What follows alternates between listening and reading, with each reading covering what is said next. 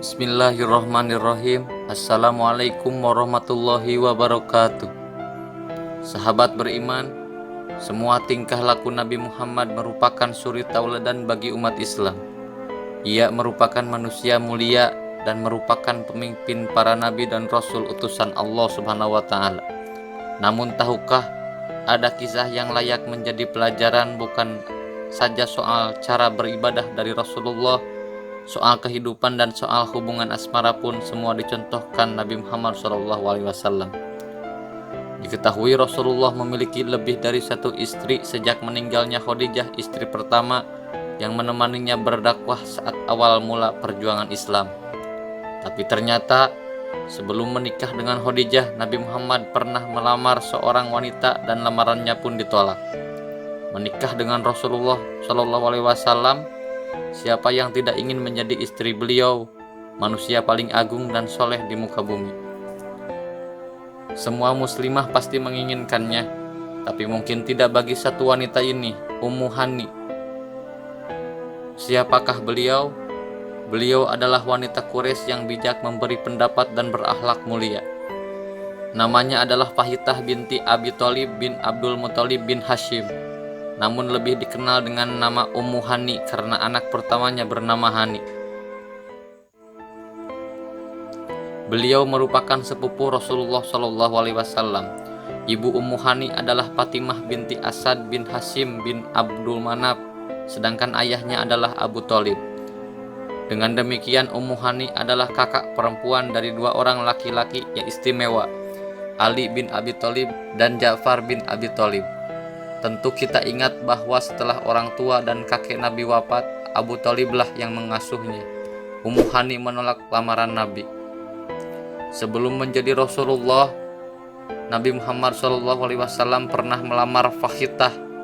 Namun Abu Thalib yang juga paman Rasulullah SAW menolaknya dan justru menerima pinangan Hubairah bin Abi Wahab.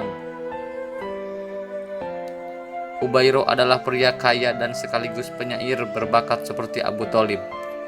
Selain kaya raya, ia juga berasal dari kabilah Bani Makhzum, yang pada waktu itu kekuatannya semakin meningkat seiring dengan merosotnya kekuatan Bani Hashim. Abu Thalib pun menjelaskan alasan penolakannya pada Nabi Muhammad SAW sebab demi menjaga hubungan baik kedua kabilah sesuai tradisi Arab kala itu. Wahai Nabi Muhammad, putriku telah kujodohkan dengan kabilah Makhzum, sebagaimana kabilah itu menikahkan putrinya dengan kabilah kita, yaitu orang tuamu Abdullah dan Aminah. Akhirnya Fahitah menikah dengan Hubairah. Mereka tinggal di Mekah dan dikaruniai 4 orang anak. Tak berselang lama, Nabi Muhammad SAW diangkat menjadi Rasul. Hal ini menyebabkan Ummu Hani berpisah dengan suaminya karena Hubairah enggan masuk Islam dan lari keluar Mekah saat Fatu Mekah. Rasulullah menikah dengan Khadijah. Tak lama berselang, Nufasyah, paman Khadijah, datang menemui Nabi Muhammad SAW dan menceritakan kepada beliau bahwa ada wanita cantik, terhormat, dan kaya yang menyukainya, yaitu Khadijah. Mendengar penjelasan itu, Nabi Muhammad SAW menjelaskan kepada Nufasyah bahwa beliau tidak memiliki harta dan tidak mungkin menikahi Khadijah.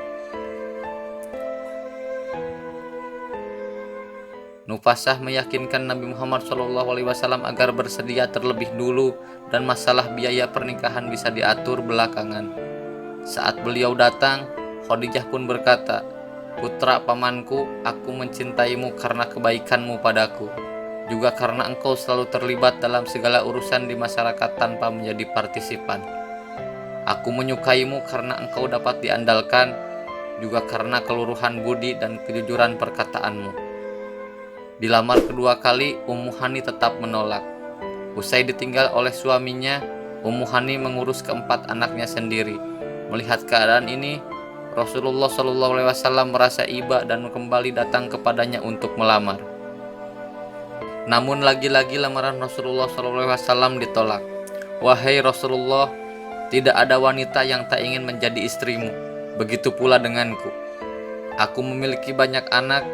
Jika aku menikah denganmu, aku bingung aku harus memilih berat kemana. Kalau aku berat kepada suami, aku takut menelantarkan anak-anakku yang masih kecil. Dan jika aku berat kepada anak, aku takut dolim kepada hak suamiku. Daripada aku menjadi orang yang dolim, jadi Rasulullah, maaf saya tidak bisa menerima lamaranmu. Sahabat beriman, begitulah kisah wanita yang menolak Rasulullah 2 kali. Kita dapat memetik pelajaran bahwa jodoh memang sudah diatur oleh Allah Subhanahu wa taala. Bahkan ketika kesempatan berjodoh itu ada, belum tentu ia menjadi jodoh kita. Wallahu a'lam bishawab. Assalamualaikum warahmatullahi wabarakatuh.